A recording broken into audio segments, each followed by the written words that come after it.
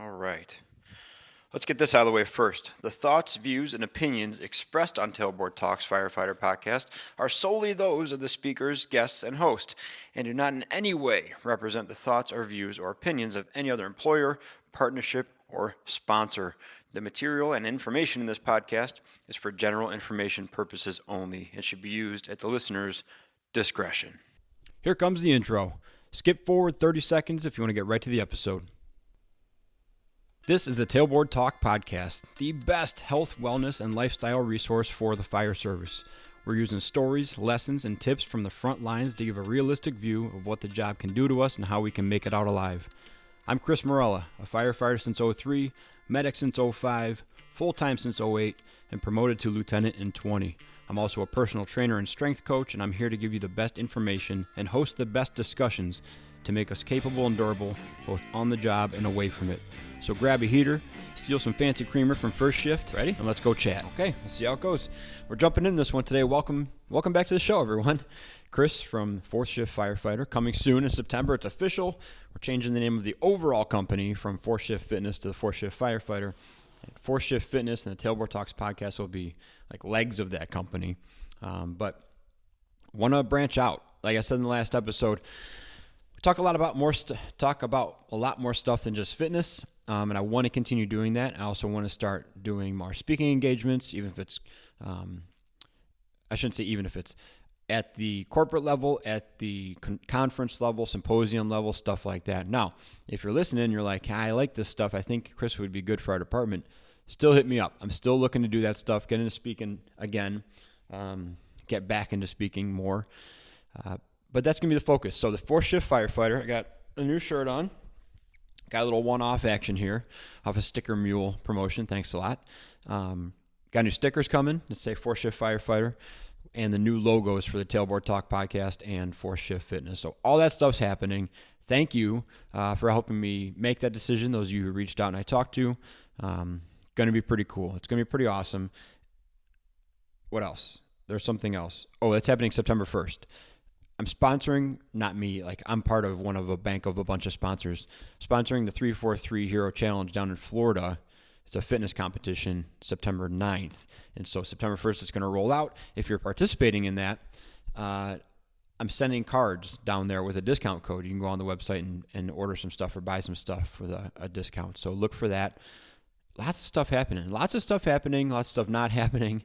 Lots of things going on. I want to continue the vein of being the Fourth Shift Firefighter and opening up these conversations past fitness with today's topic.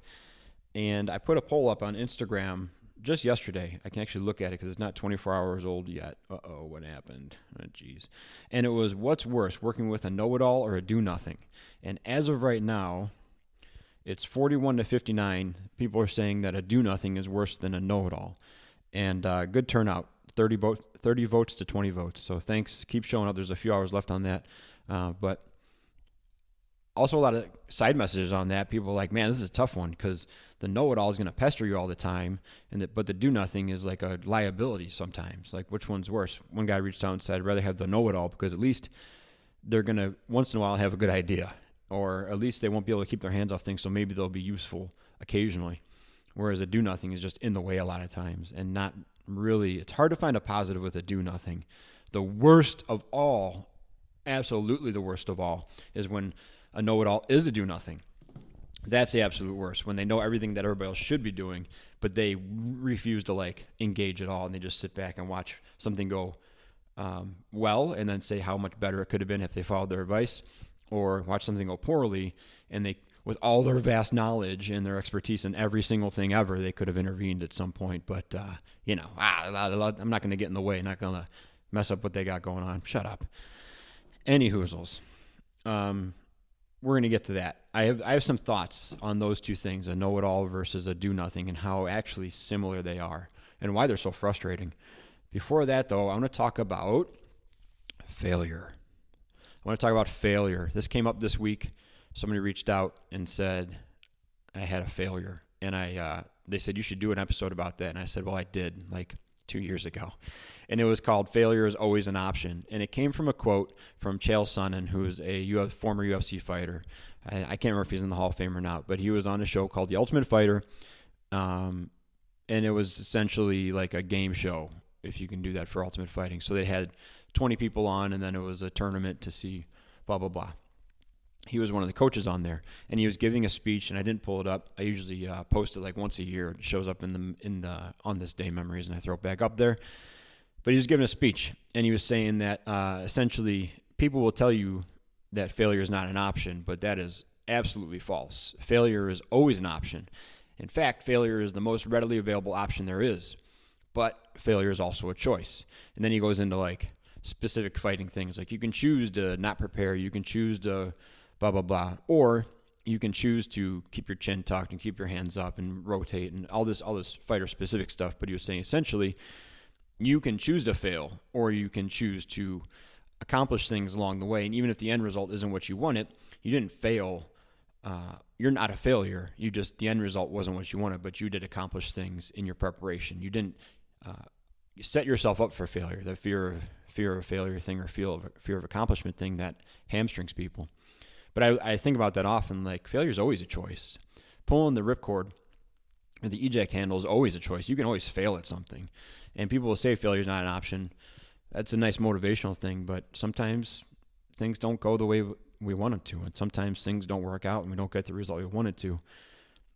But I'm going to challenge that a little bit and kind of go back to the Chael Sonnen idea of like, well, what part of that was the failure? Probably just the outcome.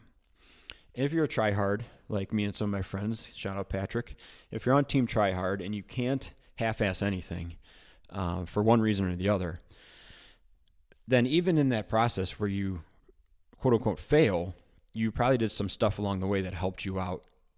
Probably learned some lessons. I don't like the motivational quote of like, you never fail, when you win or you learn or something like that. You never lose, you win or you learn. Sometimes you lose, sometimes you fail. But at least you can look back and be like, well, I didn't waste my time because I prepped the way I should have. I studied the way I should have. I got myself physically ready the way I should have, and it just didn't work out. So yes, I didn't accomplish the final goal, but overall, it's not a complete failure. It's not unsalvageable. It's not a complete loss. You did some things along the way that were good. There's value in what you did, if that makes sense. The other part about that is that everyone quote unquote fails. Like, there are very few people who took one test and got hired on their department, or took one promotional exam and got hired and got promoted to the top of their list, or got on every special team they went out for, or never flubbed an EMS call, or never flubbed a fire assignment, or never messed up as command at a fire or an EMS scene. Those people don't exist. And so classifying something as a failure, I think, gets thrown around a little too frivolously. There's people that say like, I fail every day. I was like, well, then you got issues. Things might go sideways occasionally, frequently, but failing every day is not something to like boast about. That means you're either downgrading the word, you're defining down the word failure, or you're really a screw up. I don't know, you tell me. But I got to get back to my notes here. I took notes on several different places today because it was a scattered morning for me. But get back to this one. Hold on. All right, let's go back to this one. Failure is top shelf word, better to love. So it goes back. So I wrote this down when I was thinking about today. And it's the old thing of like, better to love and lost than never to love at all, right? And that's the thing with your effort too, when it comes to doing something that doesn't quite pan out the way you want it to. And it's like, are you better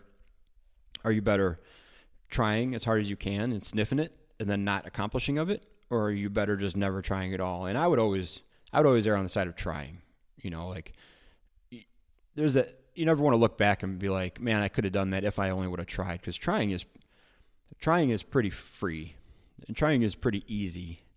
Accomplishing it can be very difficult, but trying, like dipping your toe in and like feeling it out, going through the motions for a little bit, that's pretty easy. It's pretty low risk, low investment, and then you can decide, right?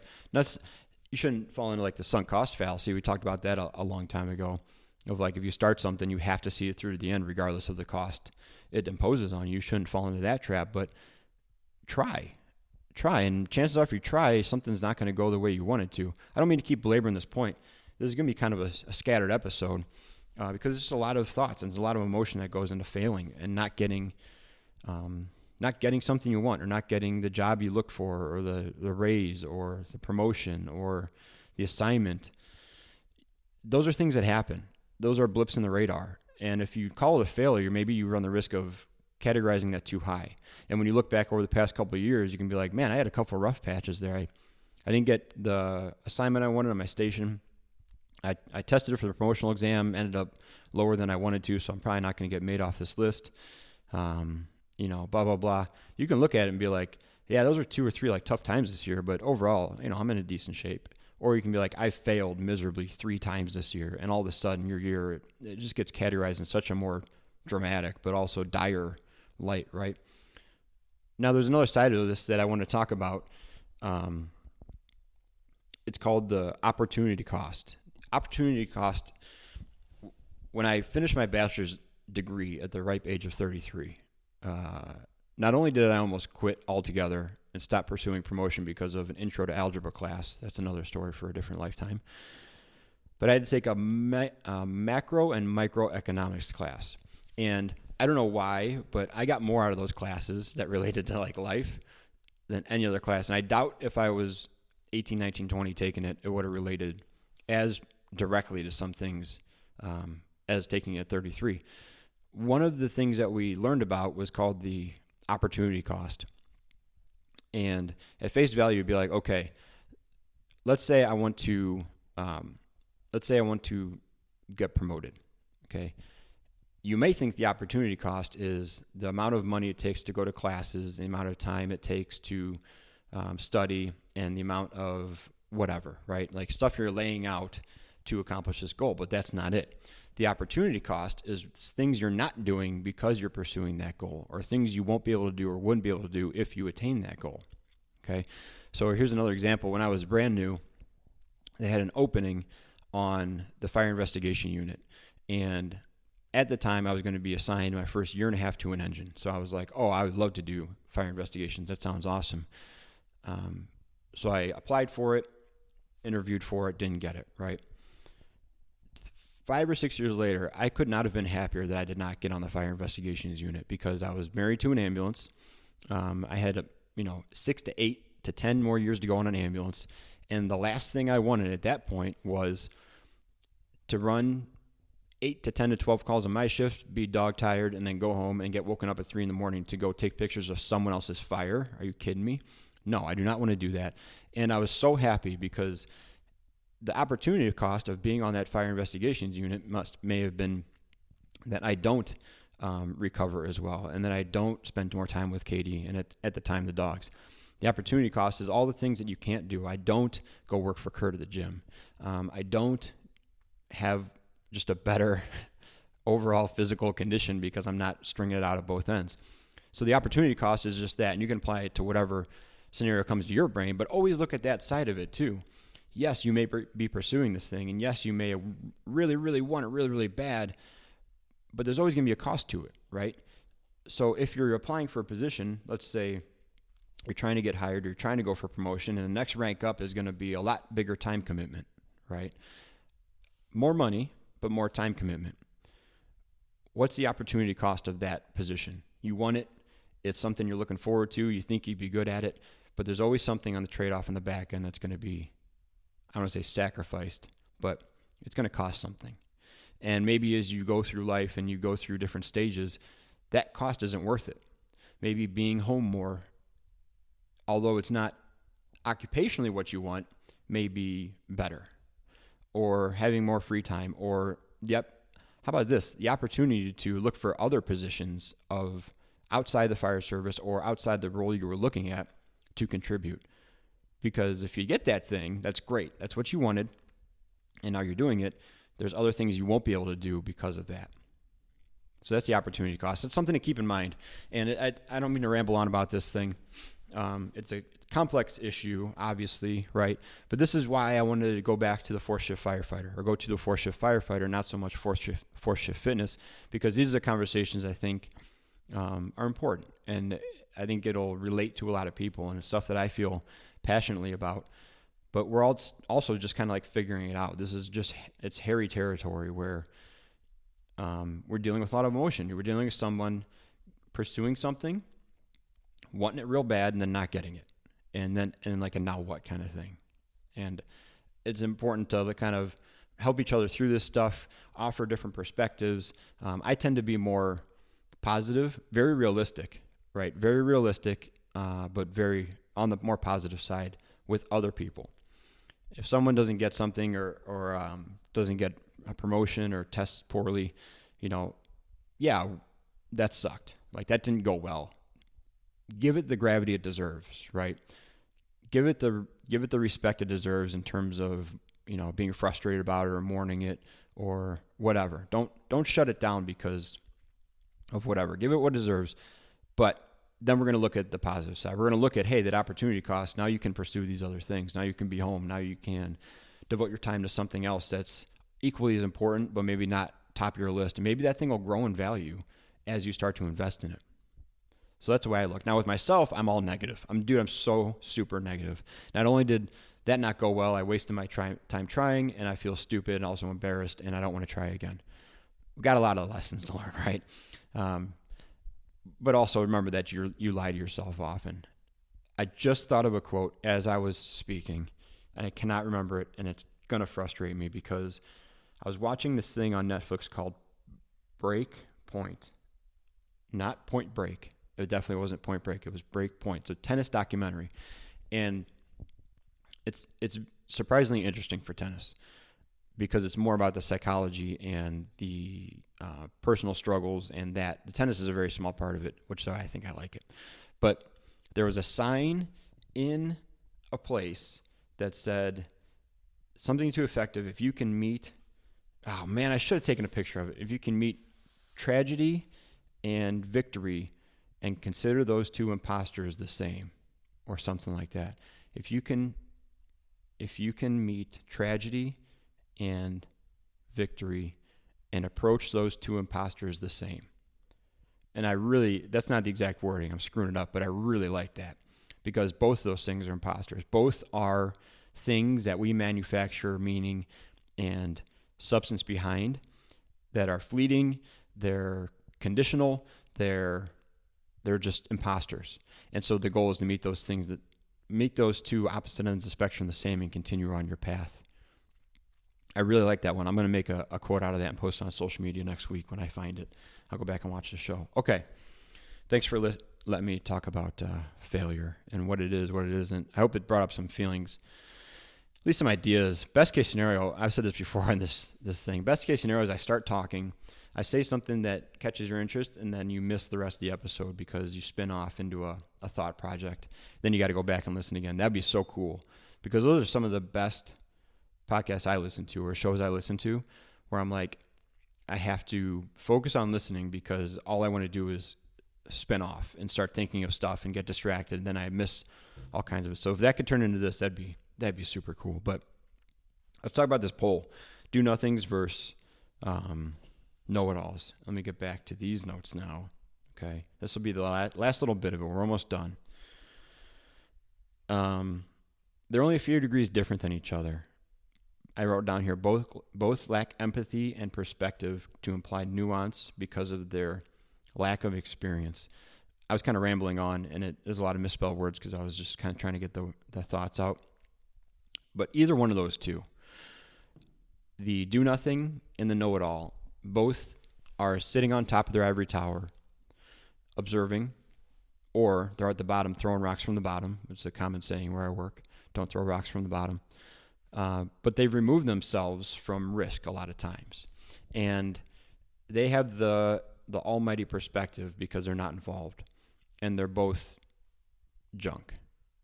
I get the same feeling from both of them, right? The person who has every advice for every person who ever lived and knows everything about everything can tell you all about it. Chances are that person regrets not doing those things. They looked into them deeply, and then they figured out that they're too much of something to not do it, and they regret doing that. So now they feel like, here's what I would have done had I done it, but they're going to frame as what you should do is this. Or they've done nothing, And everything they say is purely speculation or theory or hypothesis.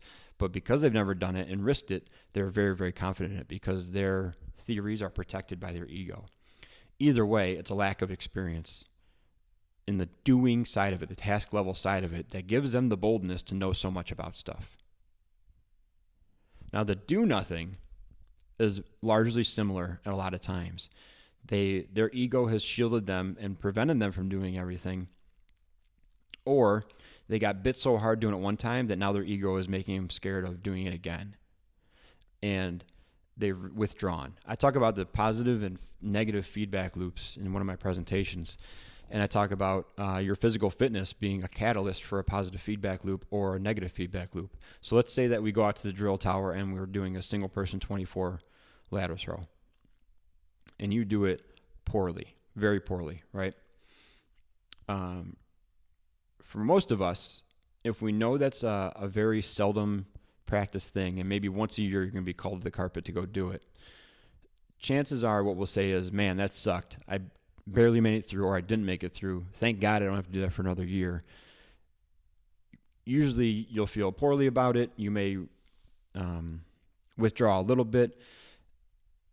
Because you feel poorly, you're less likely to go to the gym. You're less likely to get involved in training independently or with your crew. Less likely to sharpen your skills overall, and then you're back to where you started a year from now, not being able to throw the ladder. That'd be an example of a negative feedback loop. It just feeds bad on bad on bad all the way around. Positive feedback loop, you go out, you're strong enough, you do it well, you're more likely to go back in the gym because you saw a positive effect from it, more likely to attend outside training, hopefully, because you feel confident that once you get there, you're not going to look like an ass, more likely to get stronger, and the next year you throw it even better, and then it's a positive feedback loop, right?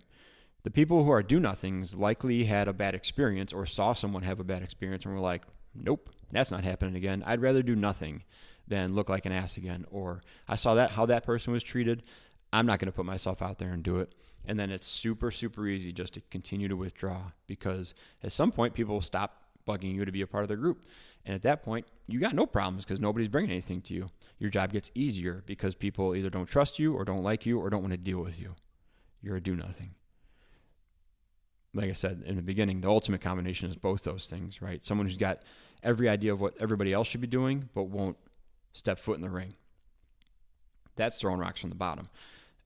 Those people are absolutely maddening because not only are they're uninformed, but their ideas are bold and they're willing to let you know all about them. And when you say, okay, why don't you help me do that then? They got every excuse under the sun. Most of them are garbage, right? Most of them are ego protective, but they got every reason why they can't do it. And they're just so maddening, dude. So according to you guys, a do-nothing is worse than a know-it-all. I agree with that. And I agree with the original sentiment that someone sent in of like, because at least they'll be trying to do stuff and impose their way on it. It may not be right all the time, but once in a while you'll get a gem. And the other times, let them do what they think is right and just make sure it's not bad. I'm not saying these people are wrong all the time, and know-it-all doesn't have to be wrong all the time. They just got a lot of opinions and ideas of stuff. So if they come up with a good one, let them go. Let them rock and roll, man. They might be a great asset. But the do-nothing, dude, the old recliner dust cover, drive you nuts, right? So I hope you guys liked that episode. I'm going to cut it off there because I don't know what my notes say, but they're scribbled. I think I covered a lot of random ground. Hopefully when I go back and edit this one, it sounds better than it does here coming out and listening back to it because yikes. But with that, like I said, with rebranding the 4-shift firefighter, I want to go speak more. So don't worry. I prepare more for those. I prepare more for my seminar talks and symposium talks than I do for the podcast. This is very casual. I like to get thoughts out, like to talk about topics and rap a little bit. So if you listen to this one, if you listen to any episode and you're like, I think Chris would be cool to come out to my department and or I know this seminar that happens, I think it'd be cool for that. Drop me a line. I have a contact form on the website. September 1st, the new website's going to be like officially launched. Everything will redirect to that. It's an even better form, like a more clean look and more accessible. Let me know.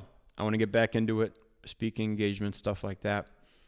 Of course, if you have any personal training needs, hit me up. Someone hit me up last week, and I've done a terrible time getting back to them, but we got a family camping trip coming up. So I told him, I said, hey, in a couple weeks we'll get back on this and then we'll start. But this next 2 weeks is going to be kind of nuts. I got the camping trip next week, home for a couple days, then I go to the bike trip. Told you guys about that 80-mile bike trip I'm doing.